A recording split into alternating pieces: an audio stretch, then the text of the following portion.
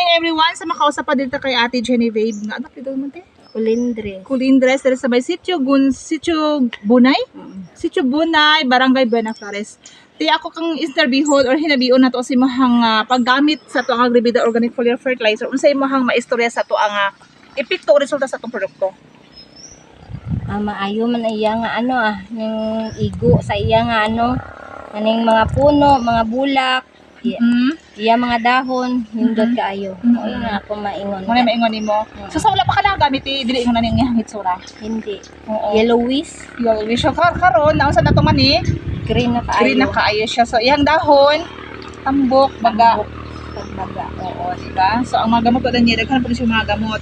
And mga higala alang sa to ang update para sa pag-harvest po na to na pong atangan. Anong nigamit? Kay kini karon, nigamit siya vitamins pala yung gigamit mo. Tana ko si Mati ngano nigamit man ka unsa may imong purpose kung nganong ni nga bago pa man talaga ila unsa may imong mindset di iPod. Ati para makatakot-takog ani man para makabayad man sa atong utang ginagmo. Oh, di ba mga higala? Oh, so na nga dahag utang din ha kinahanglan maggamit ng mga agribida kay para magbapo pud ang abot sa to ang tanom sa atong uban sa tabang panalangin sa atong Ginoo tama man ate. Okay. Thank you for watching. God bless. God bless. Oo, di ba? Ayan. Sige. Unsa na ni? Okay na.